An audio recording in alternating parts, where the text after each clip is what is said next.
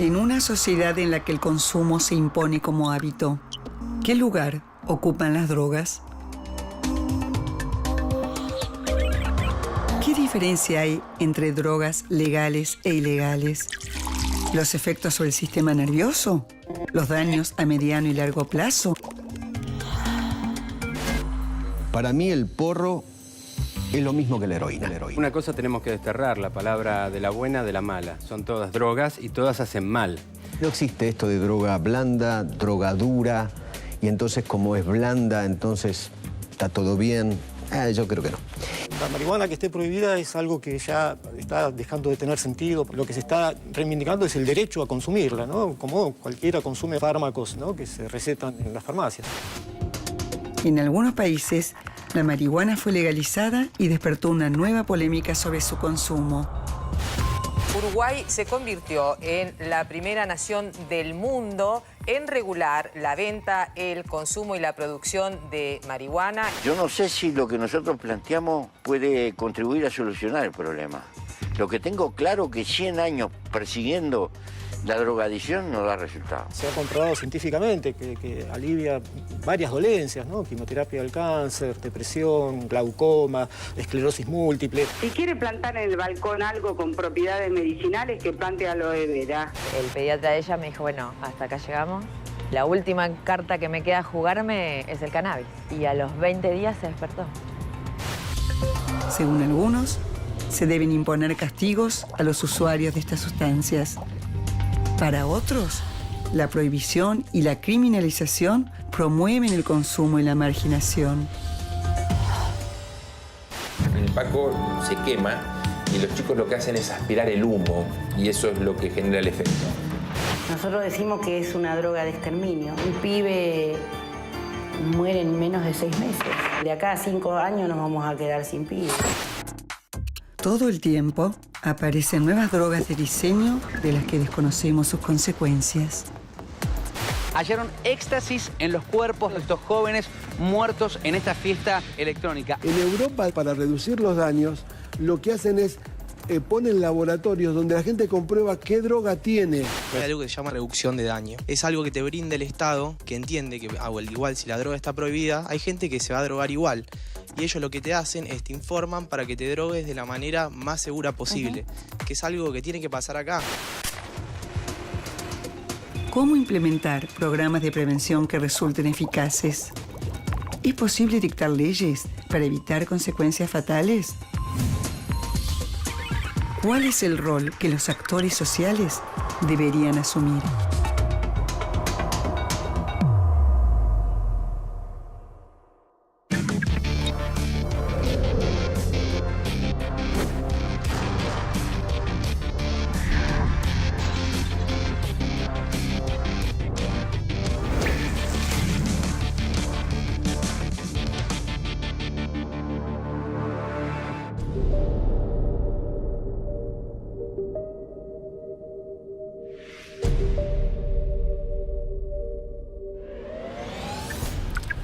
Bienvenidos, gracias por estar acá.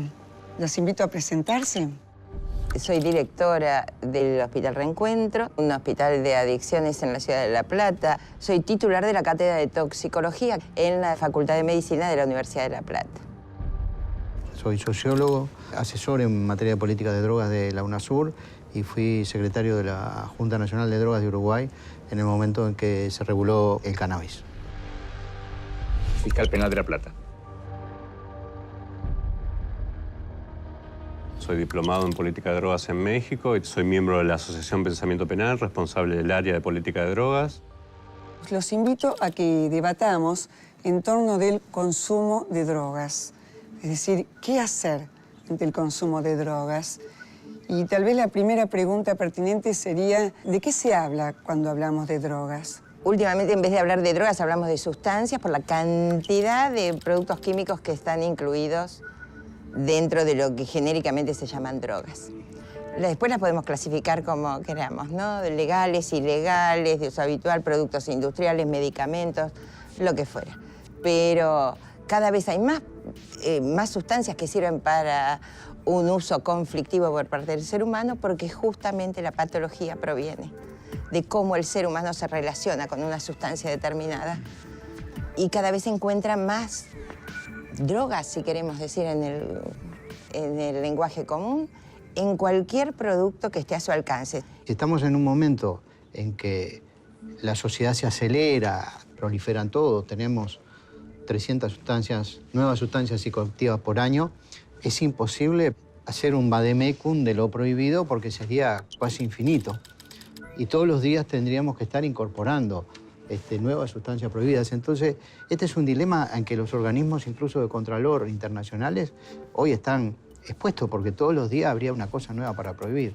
Me parece que el discurso no va respecto de las sustancias en sí. O sea, no hay ninguna sustancia que sea inocua, ni siquiera el agua. El agua en exceso se puede causar, o sea, algunos daños. O sea, no es ese el motivo. Uno puede ser adicto o tener un consumo problemático tanto de alcohol, del tabaco, de las grasas. O sea, también, o sea, como el principal componente de morbimortalidad en el mundo es el consumo de las grasas, pero no hay ninguna cruzada bélica en contra de las grasas, ni hay tampoco campañas para prohibir las grasas, etc. En ese sentido, o sea, varía la cuestión de decir, o sea, determinadas sustancias tienen un estatus jurídico de la prohibición sin una comprobación fáctica del daño social individual que producen. Podemos ponernos de acuerdo respecto de cuáles son las sustancias que mayor daño tienen o no, como para eventualmente ir a una regulación estratégica. Yo no sé si se puede dejar las drogas a la oferta y la demanda, ¿no? Y se abre también una serie de dilemas que el sistema penal hasta el momento no ha solucionado. Por ejemplo, vamos a hacer hipótesis de máxima. Si todo el mundo puede comprar cualquier tipo de sustancia para su consumo personal, ¿dónde la compra? ¿Quién la receta? ¿Quién la regula? ¿Quién la controla? Obviamente que eso es políticamente incorrecto, siquiera discutirlo. Esta mesa es políticamente incorrecta. Entonces, obviamente, el camino más corto, el camino más sencillo es decir, bueno, criminalicemos. Bueno, ¿y qué podemos decir de la marihuana, que es la niña bonita de las drogas? Hay un informe médico de referencia, me parece, a nivel internacional, que lo que se hizo en ese informe, en concreto, es analizar 20 sustancias y los efectos que causaba, ya sea el individuo, la dañosidad social eventual que puede causar el consumo de la sustancia y la adictividad de cada una de las sustancias, esos 3 componentes bajo análisis. En ese sentido, la marihuana fue tabulada dentro de esas 20 sustancias como número 11.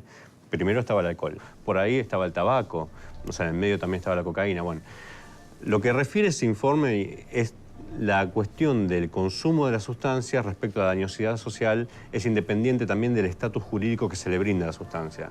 O sea, se permite la legalización y hasta la publicidad y promoción del alcohol, ¿no? Hoy por hoy en Argentina tenemos la publicidad del alcohol tolerada en cualquier horario, ¿no? Y es la droga más criminógena a nivel local y mundial, está publicitada y es la droga más dañina a nivel mundial en esos 3 criterios. La mayoría de la población defiende drogas llamándolas, a mi entender, equivocadamente blandas, porque no produce hechos violentos o no produce la muerte, como puede ser la marihuana, ¿no? Y respecto del uso compasivo de la marihuana.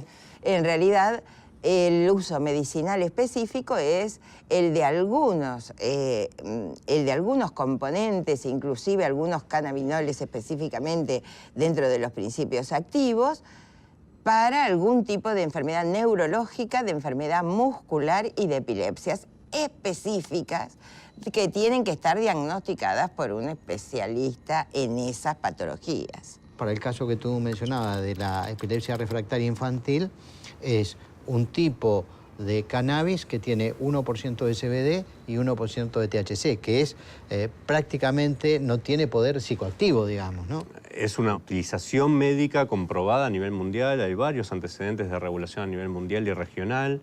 Este es el caso de Uruguay, bueno, una decena de países en Europa, cerca de 24 estados en Estados Unidos que tienen la regulación del cannabis para uso medicinal. Dentro de ese debate también es importante vincular la posibilidad y el reclamo que tienen las madres también de hacerse la sustancia de propia mano, mediante una estrategia de autocultivo, porque como todo medicamento, las personas van desarrollando determinada tolerancia al uso del medicamento. Entonces, o sea, necesitan hacerse la sustancia de su estado natural que los laboratorios, las farmacéuticas, etcétera, por su falta de dinamismo, al respecto, no va a poder crear un sintético con cada uno de los compuestos de la planta. Antes de darle la producción de un medicamento a una persona en su domicilio que no tiene ni la técnica, la extracción de un principio activo vegetal necesita trabajar solventes, filtros, liofilizar, esterilizar para después para brindárselo al paciente, antes de administrarlo al paciente.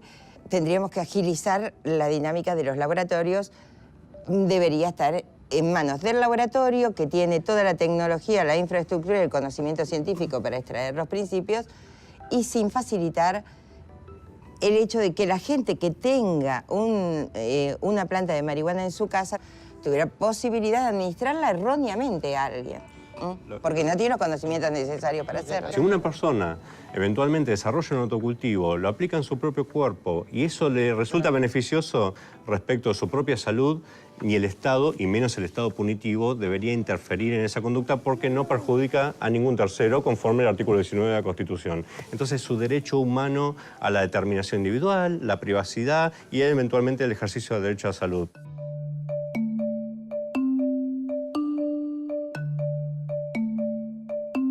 Yo estaba embarazada de Emiliano y sentía que él hacía movimientos raros. Y cuando nació Emi, a los pocos minutos de haber nacido, tuvo su primera convulsión. Me acuerdo decirle a mi marido, eso es lo que hacía en mi panza. Tenía entre 100 y 200 convulsiones por día. Me explicaron los motivos y el más grave de todo fue que tuviera epilepsia. Esa fue como el inicio. Y fueron 9 años de leer a Emiliano, de ser su intérprete. Vos tenés que mirar y saber, sin que te hable, sin que se mueva, sin que estornude, sin que llore, sin que se ría. ¿Qué le pasa? Emiliano es un nene que se reía si uno le hacía cosquillas. No tenía una risa espontánea. Su autismo no le permite ingresar información de la afuera. Entonces, de pronto, no se puede reír de situaciones graciosas como nosotros.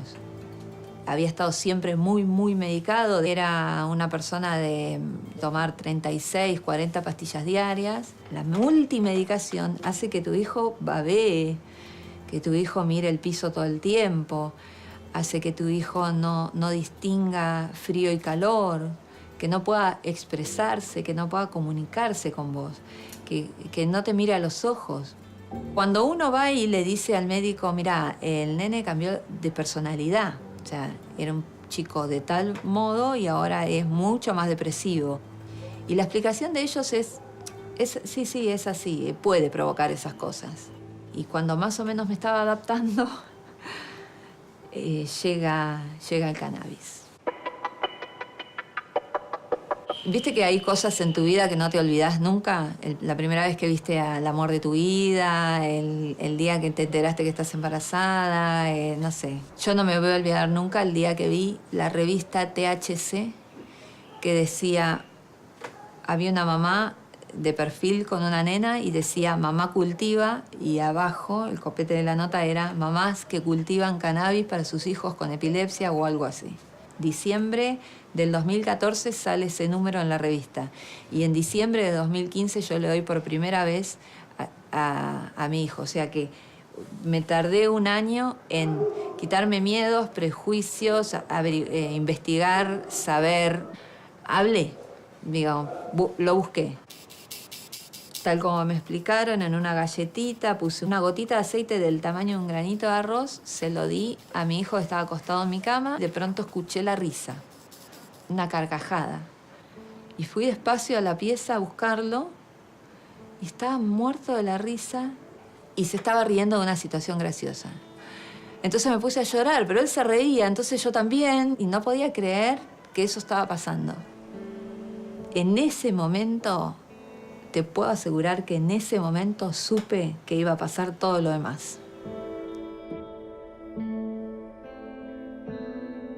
Durante muchos años vimos a nuestros hijos mirarnos con impotencia un segundo antes de una convulsión. Y hoy tenés la planta en tus manos. la pasás de una maceta chica a una maceta grande y es con tus manos que haces el aceite o lo que sea que hagas para tu hijo. Eso, psicológicamente, te transforma. Es una de las experiencias más hermosas que una mamá puede tener. Darle con sus manos la medicación a sus hijos. Y yo hoy tengo un hijo que me mira, que me habla, que me hace saber lo que le pasa, que se puede sentar conmigo a la mesa. Puedo ir a un restaurante y él está conmigo. Son tantas pavadas que me hacen la vida entera. Y son pequeñas cosas que para nosotras es por lo que vale la pena vivir. El aceite lo produzco yo y las plantas las cuidamos entre todos. Es una tarea familiar y el conocimiento se obtiene de los cultivadores. En Argentina, en cada provincia hay una agrupación de canabicultores y ellos son casi ingenieros agrónomos porque saben muchísimo. Y el aceite lo aprendimos más bien de las mamás de Chile, porque tiene algunas especificaciones que solo las mamás chilenas nos pudieron decir. Las plantas hoy son nuestras enfermeras, son todo para nosotras. Entonces, que se lleven las plantas sería una debacle total. Comercializar semillas, derivados de la planta, tener una planta en tu casa, la tenencia es delito. Dependiendo del juez en donde tengas la suerte de caer y la interpretación que él haga de la situación en tu casa, él puede interpretar que tenés para la venta o no, o dependiendo de la interpretación que él haga, podés estar entre 1 mes y 20 años presa. Un homicidio simple, la pena máxima son 10 años, como para que te des una idea de la gravedad en la que nos metimos. Y encima nosotras lo hacemos comunitariamente y somos una asociación civil, con lo cual somos una asociación ilícita y tendríamos penas aún mayores. Y entendimos que por eso existe Mamá Cultiva, para que ninguna madre tenga que pasar tantos años como nosotras hemos pasado para tener la oportunidad de mejorarle la calidad de vida a su hijo. La ley uruguaya tiene 3 componentes para el uso recreativo de la marihuana, que son la posibilidad de plantar en el domicilio de la persona hasta 6 plantas, adherirse a un club canábico con 45 personas y plantar colectivamente, o adquirir en el sistema de farmacias hasta 40 gramos por mes. Estas personas tienen que ser naturales uruguayos o residentes con más de 1 año. En cualquiera de los casos tiene que haber un registro. Al día de hoy hay 5.000 autocultivadores y miembros de clubes canábicos registrados. Quiere decir que hay 5.000 personas que no le llevan día a día el $1,50 diario que sale 1 gramo de marihuana al narcotráfico. Y eso es un salto muy importante, porque el hecho de que se tengan que relacionar para realizar un acto que de cualquier manera lo van a hacer con las organizaciones criminales, con el dealer, con el que le da, es una acción que el Estado de alguna manera está empujando a las personas a no darle la oportunidad de acceder legalmente a algo que no se lo prohíbe desde el punto de vista penal, porque en el Uruguay, y eso me parece que es importante decirlo, las drogas están, todas las drogas, el uso de drogas está despenalizado desde el mes de octubre de 1974. Yo estoy en el último eslabón de toda esta cadena, ¿no? Que es, no estoy en la prevención, no estoy en la educación, sino estoy justamente en la investigación de conductas prohibidas, que son los delitos. Sí puedo aseverar que las drogas, las sustancias psicoactivas o este tipo de compuestos químicos que crecen y se reproducen día tras día, está presente en todos los delitos, en cada uno de los delitos violentos. Lo que decía el fiscal ahora puede ser empíricamente comprobable, ¿no? Pero ni todas las personas que son violentas consumen drogas, ni todas las personas que consumen drogas cometen delitos. Están los delitos económicos asociados directamente al narcotráfico, que no necesariamente son delitos violentos y que causan daños tremendos a la sociedad y al relacionamiento entre las personas. No estamos hablando de las drogas de los grandes rockeros o de los grandes millonarios del mundo, sino en provincia de Buenos Aires, en La Plata, nuestra capital, estamos hablando de porquerías que lo llevan a los jóvenes, porque tenemos detenidos muy jóvenes, un promedio de 22, 23 años, a una muerte cerebral cercana, ¿no? Sobre todo con el Paco. Hay más delito, o sea, hay más hechos. Y es más violento. Hay un incremento exponencial en la violencia en casi toda la forma de comisión criminal. No así en el delito de cuello blanco, es cierto. El estafador, seguro que no. El corrupto que está en el gobierno, en las empresas privadas ligadas al gobierno, seguramente a lo mejor consume, pero no utiliza para delinquir. Ahora, el robo con homicidio, la violación, la privación ilegal de las personas, todos los delitos donde hay armas para intimidar, está presente la droga y, en mi opinión, opinión de abogado, potencia la violencia. Y no estamos hablando de marihuana, estamos hablando de Paco o pastillas psiquiátricas con alcohol. Quizás para muchos existe un cierto consenso de aceptar las drogas blandas, pero eso no podría provocar una pendiente resbaladiza que, aceptando las drogas blandas, de a poco vayan precisamente consumiendo drogas más duras. Lo que se llama la teoría de la escalada, ¿no? Eso está comprobado que también es falso. La verdadera puerta de ingreso, como se dice, es lo que se llama el efecto góndola. Precisamente góndola de supermercado porque uno va a comprarnos una pasta de dientes y sale con 3 botellas de whisky, ¿no? Suele suceder. Entonces va en ese momento y dice, bueno, no tengo marihuana, pero te regalo al principio, después te la cobro, cocaína, Paco y diversas sustancias. Y eso está comprobado que sí es la puerta de ingreso a otras sustancias. Lo que sí está comprobado, lo que dice Diana, es verdad, o sea, que generalmente las personas que consumen alguna droga de las llamadas duras, que habría que relativizar también esos conceptos, de duras y blandas, previamente consumieron alguna sustancia de menor dañosidad, podríamos llamar, como puede ser la marihuana, como puede ser también otras sustancias. Ya marihuana, una clase media y una clase alta, ¿no? Después, clases más carenciadas en general empiezan con alcohol y con pastillas, que es lo que consiguen, no es lo que hay. Y después terminan haciendo pruebas horrorosas con alcohol medicinal, con medicamentos, lamentablemente no solamente psicofármacos, sino medicamentos generales. Cuadros que terminan en intoxicaciones muy difíciles de tratar porque, primero, que a veces ni se puede sospechar el principio activo, ¿no? Si no le damos contexto a los usos de drogas y si no le damos contexto al tipo de sociedad en la que vivimos, ¿no? Vamos a estar haciendo políticas equivocadas, que eso es lo que nos ha pasado. En este contexto no podemos permitir facilitar el consumo de sustancias, porque cada vez es peor. Tenemos que hacer acciones y políticas para cambiar la sociedad. Y tenemos que plantear cuestiones que sean ciertas. No le podemos decir a un adolescente que las drogas lo van a matar. No, claro porque que no. entra a internet y ve a Keith Richards, no dice, o ve a Jack Kerouac, o ve a Charlie García, y dice, a ver, la droga a estas personas no la mató. ¿Por qué? Porque tiene mejores contextos sociales. Bueno, pero entonces el problema está en los condicionantes sociales de la salud. Sociales. ¿Es lo mismo un chico que fuma marihuana en una casa en San Isidro que aquel chico que fuma Paco? No es lo mismo, pero el problema no está entonces en la sustancia, en la marihuana o en el Paco, sino en los contextos sociales y en las sociedades que estamos generando. Ese es el gran dilema que tiene el mundo contemporáneo.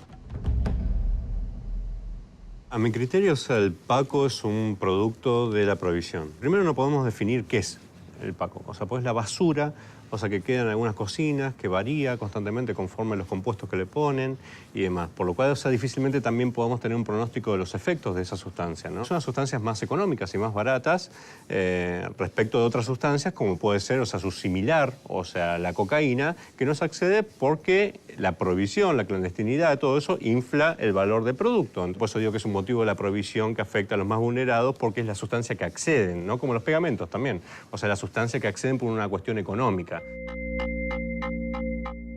Yo represento a Madres contra el Paco y por la Vida. Nuestra lucha empezó más o menos en el 2000. Nosotros tenemos un comedor comunitario y bueno, las madres se acercaban a decirnos que los chicos desaparecían 2 o 3 días, que habían cambiado, que estaban agresivos. Empezamos a mirar más y vimos a los chicos muy deteriorados, flacos, totalmente cambiados de hacía un año. Y ahí descubrimos a 3 cuadras y media de nuestro comedor un kiosco mayoritario de Paco. Y un día, casi después de un año, pasó algo trágico ahí, ¿no? Que uno de los chicos de nuestro barrio, que lo conocíamos de muy chico, era el soldadito de ese lugar, se había consumido todo lo que él tenía que vender y se pegó un tiro. Yo nunca me voy a olvidar cuando a uno de los chicos le preguntó, ¿qué sentís vos? ¿Por qué lo haces? Y dice, yo cuando veo a alguien voy sacando la cuenta, dice, por las zapatillas me dan tanto, Paco, por el pantalón tanto, por la remera, la campera y por el celular me dan más. Ellos, dice que él al menos me decía que veía como un gran Paco a una persona, ¿no? Más que nada vienen a pedirnos ayuda, las madres o nos llaman por teléfono. Lo primero que hacemos es cuando viene el chico, o verlo al chico, abrazarlo, decirle que lo queremos, no importa que no sean nuestros hijos. Ese es nuestro lema, abrazarlo y ahí sentimos que tiene sentimiento, porque muchas veces dicen, no, este pibe ya está, se va a morir, no sirve para nada. Y yo creo que no es así, que nosotros los grandes somos los que tenemos la responsabilidad sobre ese chico. Para mí es una llamada de atención lo que están haciendo, ¿no? Que estoy acá, estoy vivo, necesito. Ellos son invisibles, porque están tirados en la calle, lo pasamos por encima o lo vemos. Nosotros hemos visto muchas veces, dice, el paquero que roba. Ese pibe no corre ni 3 cuadras, no puede correr, no tiene fuerza para correr después de robar. Se cae ahí porque no tiene fuerza. Apenas camina. Yo creo que el que no vio a un chico con problemas de Paco no sabe, porque están todos dobladitos, temblando. Están muy deteriorados los chicos. Nosotros muchas veces hemos hablado con policías, nos dicen de que son abortos caminando, que se matan solo, que no hace falta que le hagan nada porque se van a morir. Y muchas veces la familia también, ¿no? Dicen, ojalá que se muera porque nos causa problemas, ojalá que esté preso. Y bueno, yo sufro mucho. Yo pienso que está hecho a propósito. Me parece que están sobrando pibes pobres.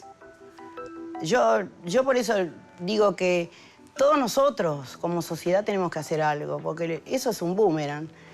La vida de ellos para nosotros no vale nada, entonces para ellos nuestra vida tampoco va a valer nada.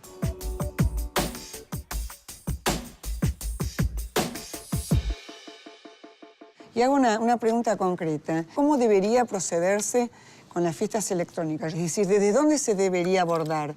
¿Desde la salud? ¿Desde lo punitivo? Se ha comprobado que en las fiestas electrónicas la estrategia que se tiene que implementar es lo que se llama una reducción de daños in situ, en el mismo lugar, y que hay diferentes formas, o sea, brindar información objetiva y con basamento científico respecto de los efectos que producen las sustancias en esos contextos, la no mezcla con otras sustancias como es el alcohol y de diversas sustancias de diseño, y también otra estrategia bastante avanzada a nivel mundial y a nivel regional, también México y Colombia son ejemplos de eso, que es el análisis de sustancia in situ. Es un laboratorio ambulante, podríamos llamar, en donde la persona va y en un plazo determinado, pocos minutos generalmente, con un raspado mínimo de la sustancia, le dice, mira, esto tiene...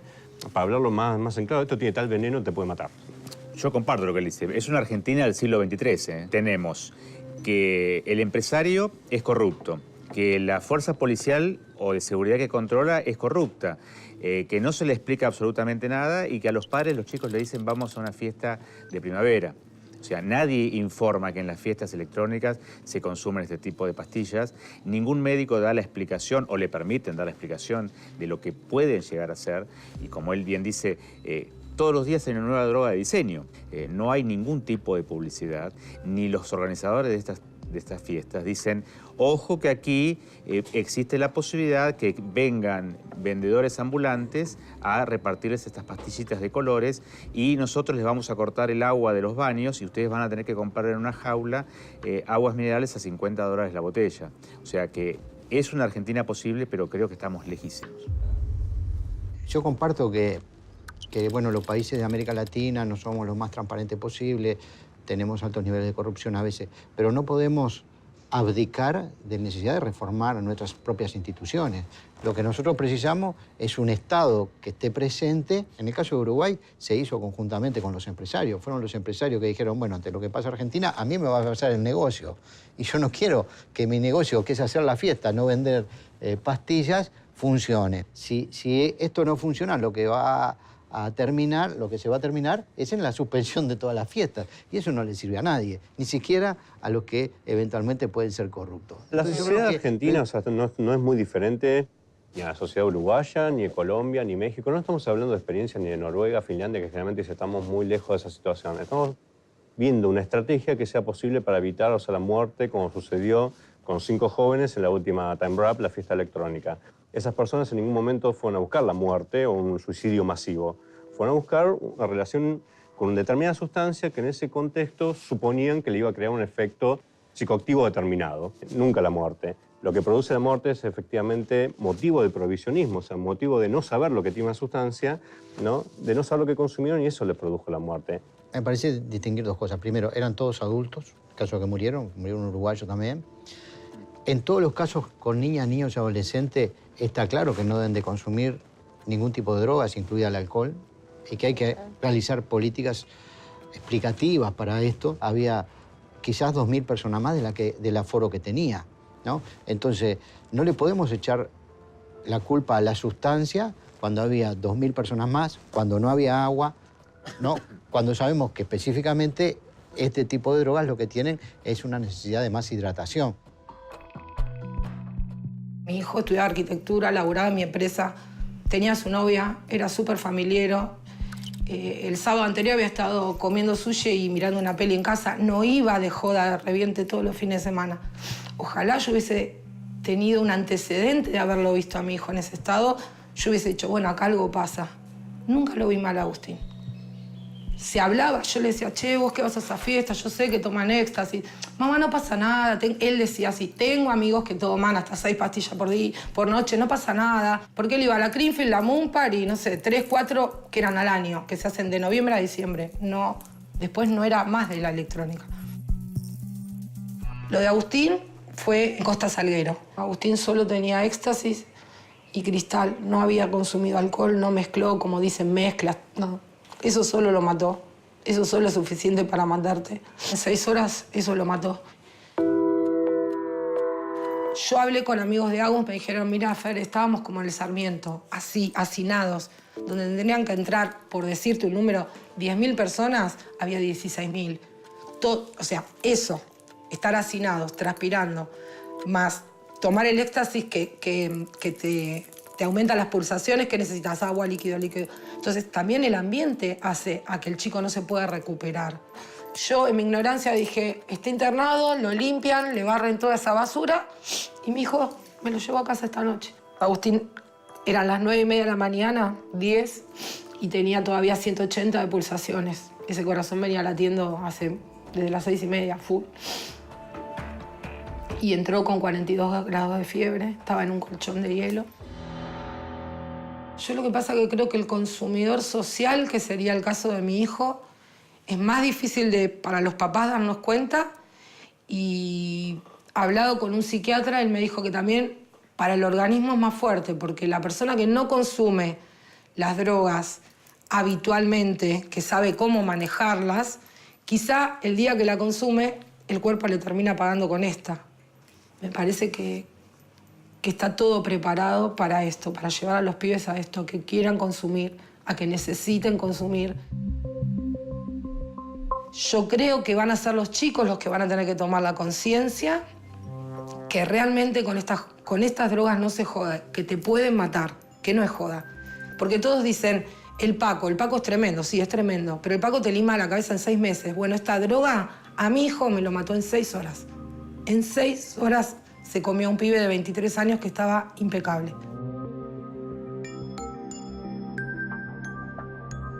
Los profesionales nos tenemos que afilar como para poder tratar a este tipo de pacientes en especial sin prejuicios, tratando de entender lo que el paciente que tenemos enfrente es un enfermo.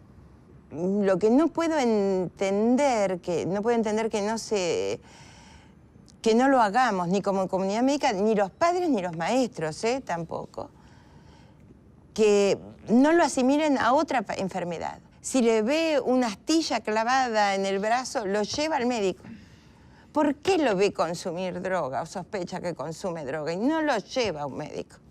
¿Por qué ese médico que lo recibe lo manda, piensa en denunciar o piensa en llevarlo a ver a algún psiquiatra? ¿Por qué no ve ese cuerpo cómo está afectado? O sea, si la persona piensa y es vista como un criminal por parte del Estado, se autopercibe como un criminal, no va a buscar ayuda.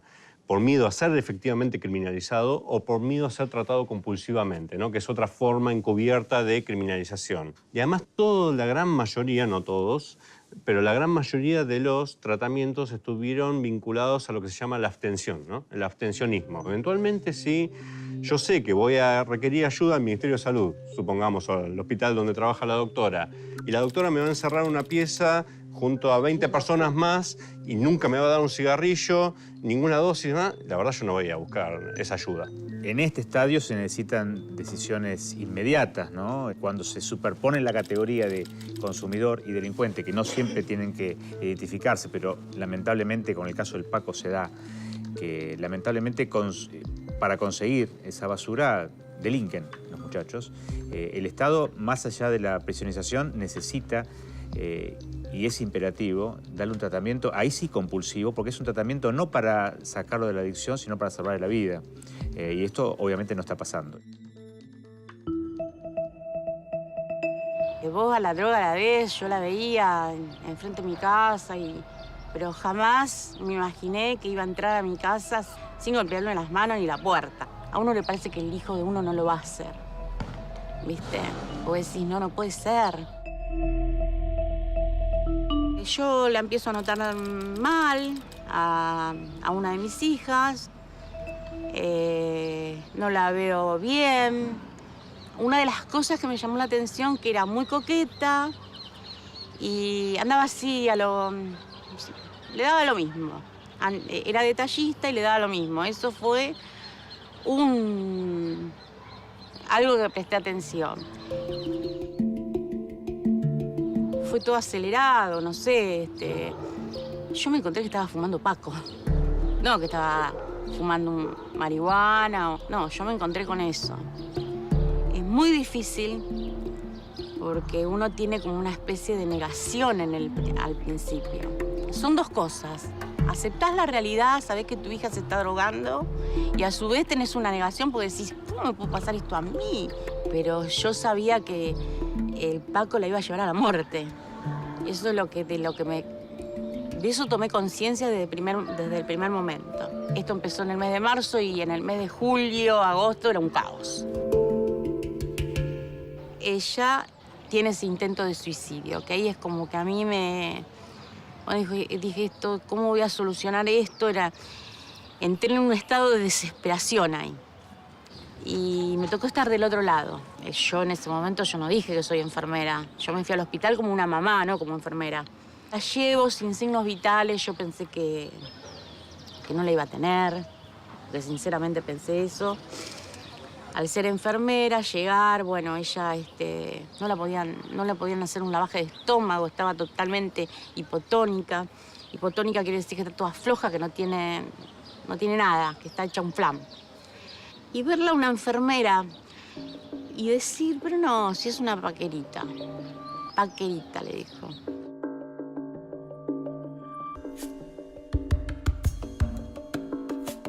La sentamos en mi casa y le dije yo, Luisina, te tengo que internar. Porque yo no te quiero llevar una flor al cementerio.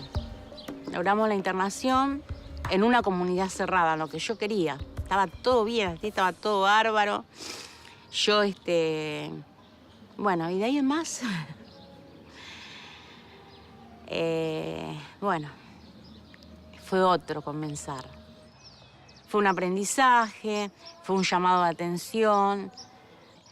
Había algo disfuncional en mi casa que viene desde la crisis del 2000, el padre sin trabajo, yo sin trabajo, todo lo que ellos vivieron conmigo, con el tema del trueque. todo lo que padecieron.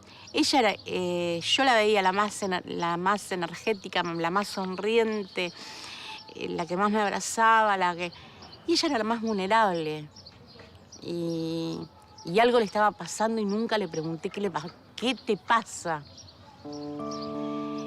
Y bueno, y mi hija está bien. Mi hija dio un mal paso, pero ¿la voy a condenar por eso? No la puedo condenar. No tenemos que condenar a nuestros hijos. Informate, contenelo, preguntale qué le pasa, porque yo no lo hice. Yo lo digo porque yo no lo hice.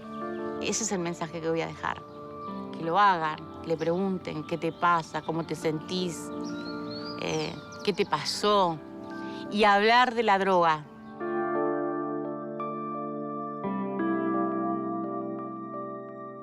¿Dónde termina el uso y dónde comienza el abuso de una sustancia? Eso es todo una cuestión muy subjetiva. Lo que sí está comprobado es que, según estadísticas, solo el 10% de la población consumidora de sustancias desarrolla un uso problemático. En números eso significa un nivel poblacional de 27 millones de personas a nivel mundial. No, cuando se habla del flagelo, la droga, etcétera, estamos hablando solo de 27 millones de personas que tienen un consumo problemático según Organización Mundial de la Salud. Pero es que no es solamente el problema personal, son 27 millones de personas que tienen riesgo individual, que tienen riesgo familiar y que tienen riesgo social, que es lo peor. Yo lo digo desde el consultorio. Hay una tolerancia social al consumo, una aceptación por parte de padres y maestros como natural, como normal, como si fuera una parte del desarrollo. Aprendió a caminar, aprendió a escribir y bueno, y llegan los 12 años y aprenden a consumir una droga. ¿Qué deberíamos hacer con ese consumidor? No, yo creo que el consumidor tiene que estar informado. A mí me parece que al legalizar la sustancia y permitir el libre consumo de la sustancia, esto aleja al individuo de la concepción de daño que le puede dar determinado producto. Hace 50 años o más nos vienen alertando sobre los problemas que causa el cigarrillo.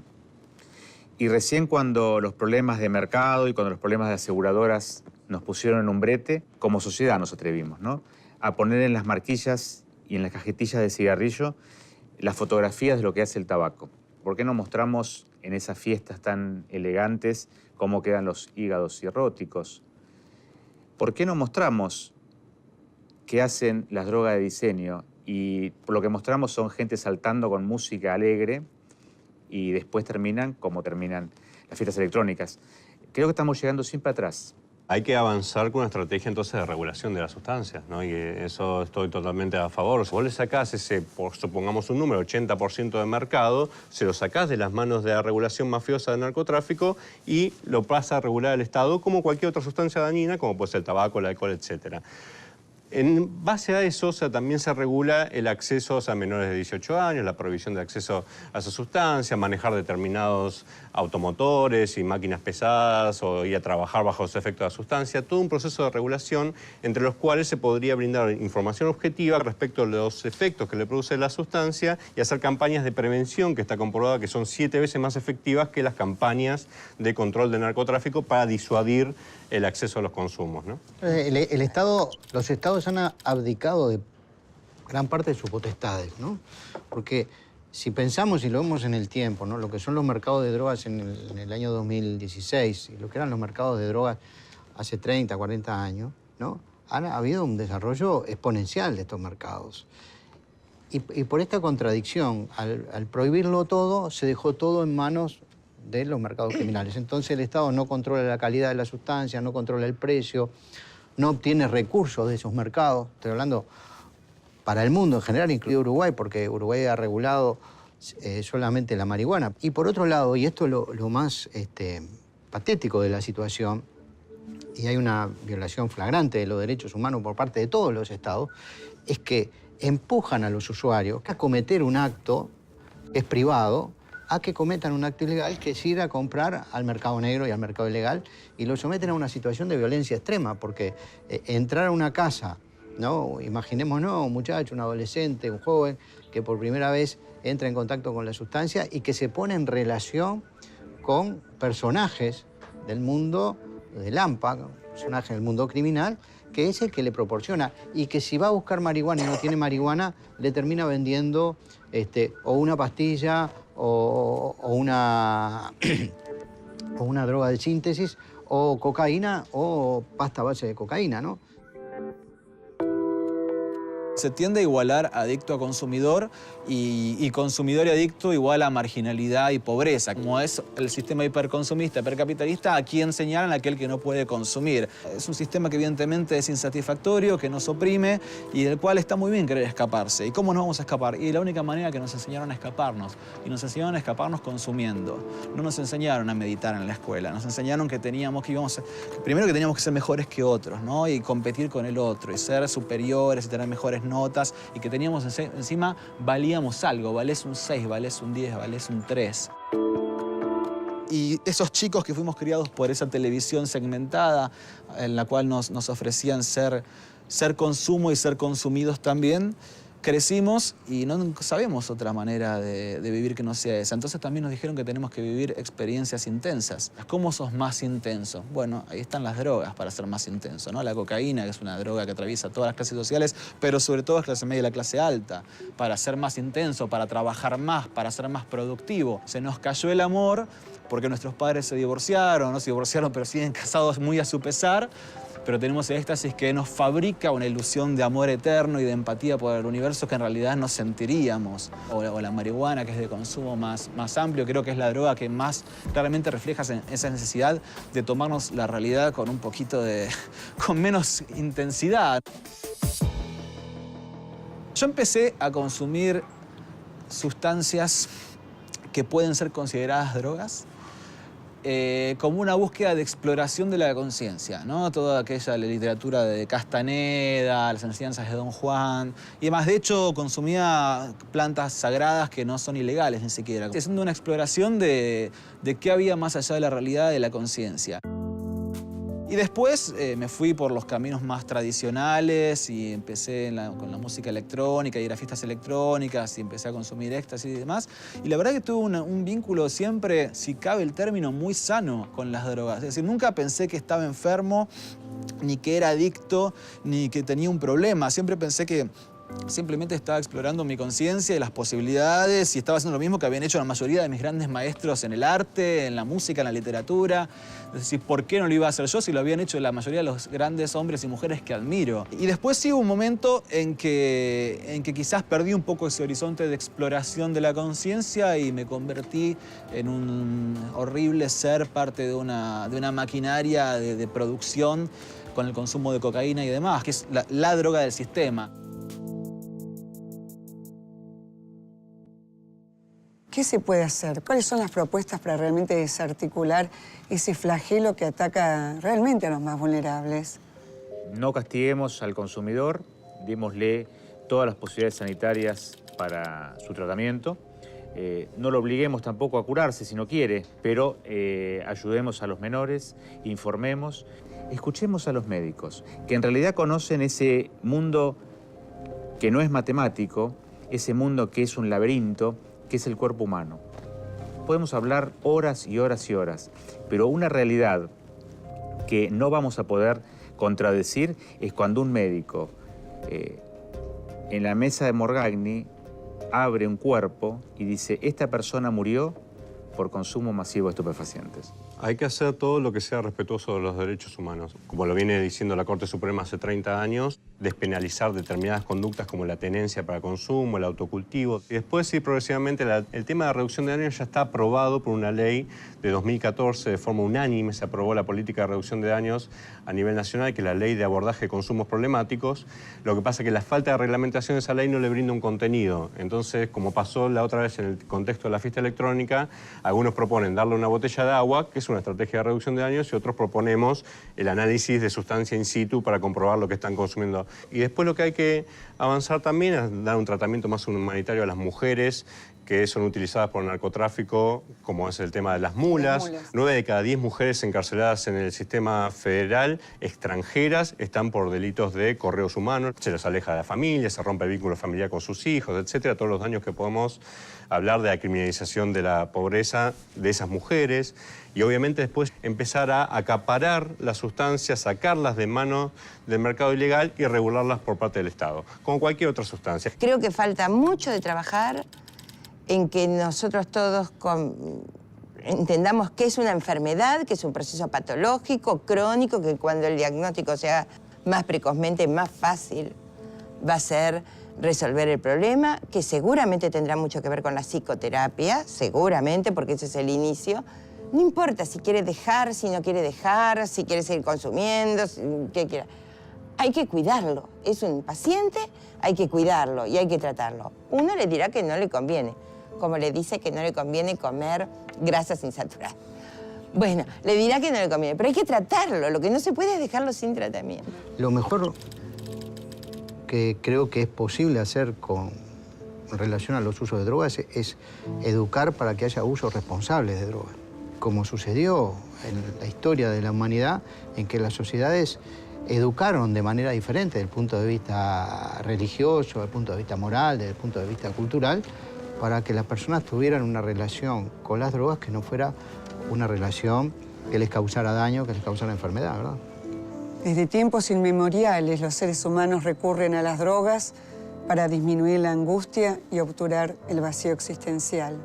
Tal vez en algún momento dado surja una nueva cultura donde realmente no se intente calmar esa angustia a través de la droga, que en última instancia es una especie de intentar lograr una libertad que es una libertad imposible. ¿Por qué? Porque el adicto termina cautivo de esa pretendida autoafirmación que pretende lograr a través de las drogas. Ojalá se dé. Es un cambio cultural que esperemos que algún día se produzca. Muchas gracias por haber venido. Muchas gracias. Gracias.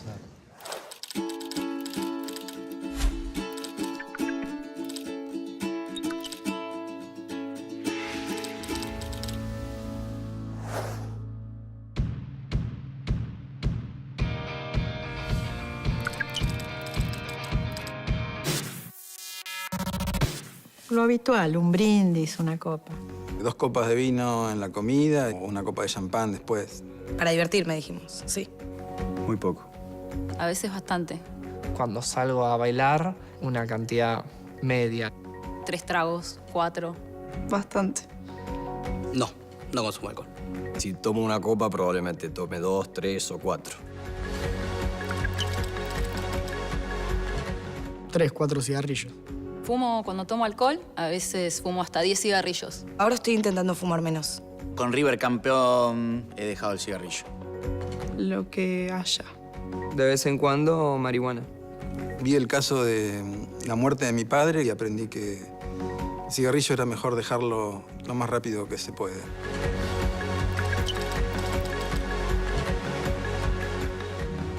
Con la palabra adicción.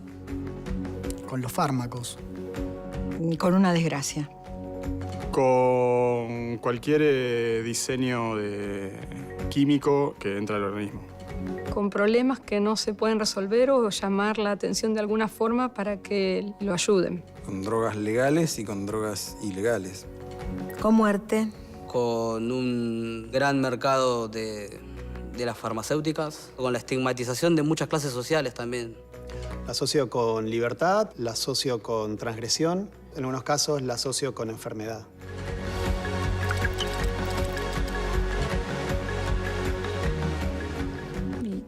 Casi todas, me parece.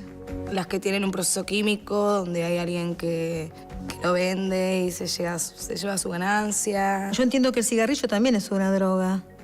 Y está más naturalizado, en realidad. ¿Cómo es el alcohol? Está mal la prohibición en sí, en general. Una forma de esclavitud moderna.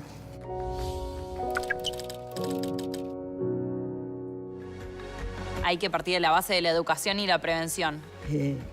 Tiene que poder instrumentar elementos para ayudarla. Ya me parece que no es un tema del Estado, es un tema de la persona. Se lo debería tratar como un enfermo. y no como un criminal. Generar los medios para la rehabilitación.